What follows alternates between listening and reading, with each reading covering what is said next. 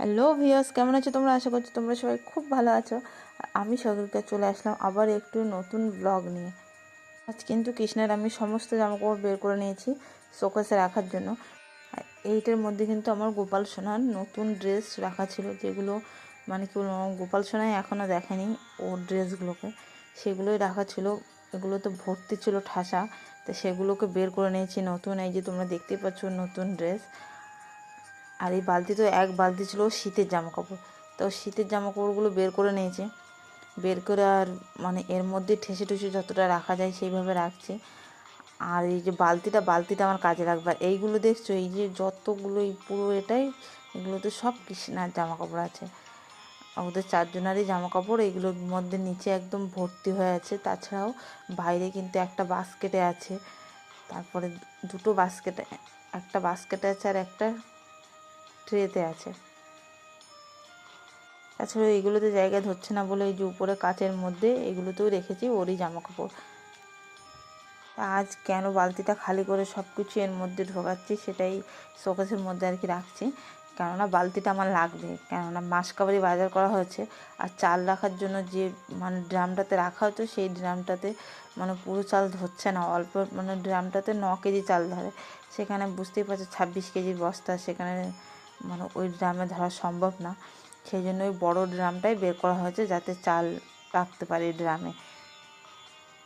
আর চালের বস্তাটা নিয়ে আসার সময় কৃষ্ণার বাবা বাইকের পেছনে ছিল চালের বস্তাটা, আর একদম পড়বে না পড়বে, একদম গোবরের মধ্যেই চালের বস্তাটা পড়ে গেছে। তাই কাঁচের গ্লাসগুলো তোমরা আগেই দেখেছো, এই গ্লাসগুলো কিন্তু শোকেসের মধ্যেই ছিল। তো শোকেসে যেহেতু আর কোনো জায়গা নেই, সেই জন্য ওকে বের করে নিয়েছি, আর যেখানে রান্না করি সেখানেই রাখবো। তাই এগুলো দেখো মাসকাবারি বাজার করে নিয়ে এসেছি। ওই জন্য সয়াবিন, ডাল, তেল, চাল, তারপর যা যা লাগে মোট কথা সবই নিয়ে এসেছি। তেল, হলুদ, নুন, মাথায় মাখা তেল, সাবান, কলগেট, তারপরে কমফর্ট, সার্ফ, হলুদ, সব কিছুই নিয়ে এসেছি যা যা লাগে।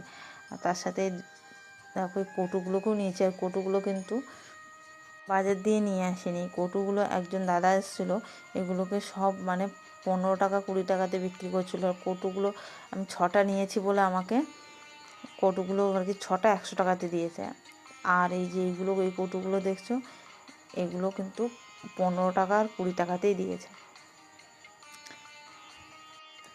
তোমরা হয়তো বলবে যে আমি সবসময় বলি দাদা ভাইয়ের কাজ নেই, যে বাজার করে নিয়ে আসলাম কোথা দিয়ে, যে অন্নপূর্ণার যে টাকা ঢুকেছিলো সেটা দিয়েই আমি মাসকাবারি বাজারটা করে নিয়েছি। আর কিছু মানে দোকানে বাকিও আছে।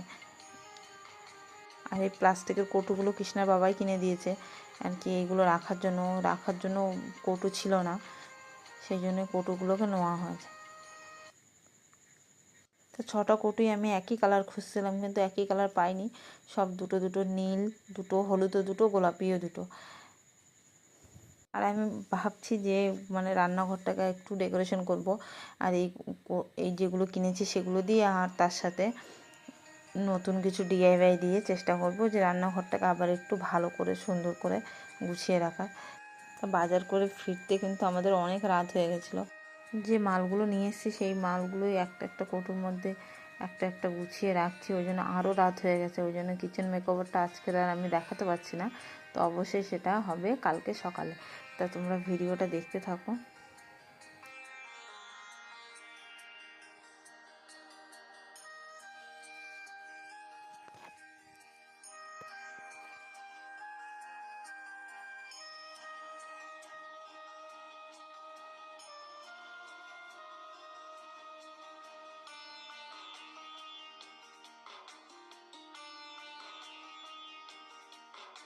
গুড মর্নিং বন্ধুরা, সকালবেলা আবার চলে আসলাম তোমাদের কাছে। তা সকালে আমার রান্না হয়ে গেছে, রান্না বান্না করে মানে এই যে নিচে দেখতে পাচ্ছ রান্না হয়ে গেছে, কৃষ্ণাকে খাওয়ানো হয়ে গেছে। তো ওকে খাইয়ে তারপরে আমি কিন্তু রান্নাঘরটাকে গুছাতে এসেছি। কেননা রান্নাঘরটা যদি আগে রান্নাঘর গুছাতে এমনিতেই বুঝতে পারছি সারাদিন লেগে যাবে। তারপরেও যদি রান্নাঘর গুছায় আর রান্নাবান্না না করে, তাহলে আজকে সারাদিন আর খাওয়া হবে না। তা বাইরেটা একটু রং করলে কিংবা কোনো ওয়ালপেপার মারলে হয়তো ভালো লাগতো। তো আমি এখন একদম বেশি কিছু খরচা করতে চাইছি না, সেই জন্য আমি কোনো খরচা করিনি। কেননা এখন কৃষ্ণার বাবা হয়তো দেয়ালগুলো রং করবে না, তো দুর্গাপুজোর আগে আগে আমরা দেয়ালগুলো কিন্তু রং করে নেবো। তা তখনই ওয়ালপেপার রং টং করে ওয়ালপেপারগুলো লাগানো হবে, তা তখন লুকটা আরও ভালো লাগবে। তা এখন আমি যতটা পারছি গুছিয়ে সুন্দর করে রাখার চেষ্টা করছি। আর এই যে থাকাগুলো দেখছো, এইগুলোতে শুধু আমার উপরে শুধু কাজের জিনিস আছে, নিচে কিন্তু রান্নার জিনিস তেমন একটা নেই। উপরে শুধু সব মানে যে কটুগুলো দেখছো তার মধ্যে কিন্তু আমি টেরাকোটা যে জুয়েলারি বানাতাম সেই জুয়েলারিগুলোই আছে, কিন্তু জুয়েলারিগুলো এখনও কালার করা হয়নি। অবশ্যই তোমাদেরকে দেখাবো একদিন। জুয়েলারিগুলো শুধু পোড়ানো আছে, পুড়িয়েই আর কি কৌটোর মধ্যে রাখা আছে। তো সেগুলোকে আর রং করার সময় পাইনি বলতে রঙও শেষ হয়ে গেছিলো, আর সেই জন্য আর রং কেনাও হয়নি আর রং করাও হয়নি। তার সাথে হ্যান্ডমেড জুয়েলারিও আছে, সেইগুলোই কৌটোর মধ্যে মানে অনেক আছে। তারপরে কৃষ্ণাদের যে জুয়েলারি র মেটেরিয়ালগুলো সেগুলোও আছে ওর ভিতরে। সেই জন্য ওই যে উপর থেকে মানে 3টে থাকা, শুধু আমার এই যে নিচের থাকা যে দুটো আমি সাজাচ্ছি এখন, তো সেগুলোই শুধু আমার রান্নার জিনিস। আমাদের ঘরটা যেহেতু ছোটো ঘর, সেই জন্য যতটা পারছি এইভাবেই গুছিয়ে রাখা, কারণ আমার ওই জিনিসগুলো রাখার কোনো জায়গা নেই। তাই কৃষ্ণার বাবা এই থাকাটা মানে টাকাগুলো আমাকে বানিয়ে দিয়েছিলো যাতে আমি সব কিছু আর কি গুছিয়ে রাখতে পারি। ওই পাশের যে ছোটো টাকাটা ওইটা কিন্তু আমি আর পার্থ মিলে দুজনা বানিয়েছি, ওই যেটাতে আমি এখন এই যে এগুলো গুছিয়ে রাখছি।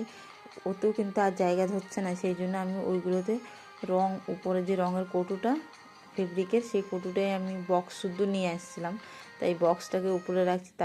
তার সাথে বার্নিশের কৌটো আর যে আলাদা আলাদা অনেক সময় ওই রঙটা হয়তো কৌটোর মধ্যে ছিল না, অন্য রঙ আলাদা আমি কিনে নিয়ে এসেছিলাম, তো সেগুলো ওর উপরে রেখেছি। আর তার সাথে যে কাচের গ্লাসগুলো, তো তার নিচের থাকটাতে আমি রেখেছি। এতে রাখতে কিন্তু ভয়ও লাগছে যে ওটা যদি পড়ে যায় কাচের গ্লাসগুলো সব ভেঙে যাবে। আর আগে যেহেতু আমার অনেক গ্লাস বলো, বাটি বলো, যাই বলো সবই ছিল, যেহেতু আগে আমার আমিষ বাসন এক সেট পুরো বাদ দেওয়া হয়েছে।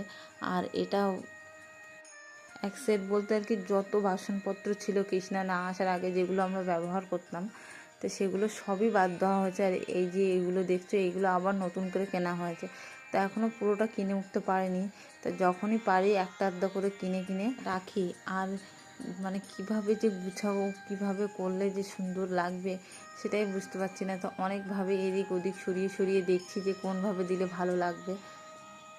আমি তাহলে রান্নাঘরটা সাজাতে থাকি, তোমরা তাহলে পুরো ভিডিওটা দেখতে থাকো, আশা করছি তোমাদের ভালো লাগবে।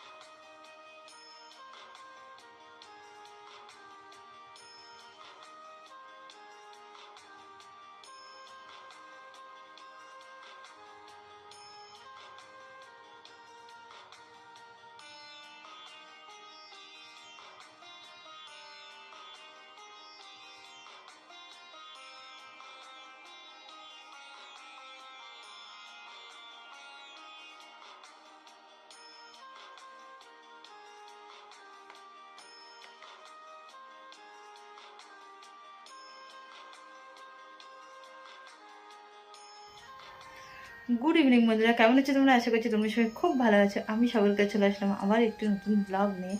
তো আজকে তোমরা দেখলে আমি সারাদিনই বলতে গেলে এই রান্নাঘরের পেছনেই লাগিয়েছি। রান্নাঘর বলতে এটা আমার বারান্দার রান্নাঘর বানায়। তো চলো তোমাদেরকে দেখাচ্ছি।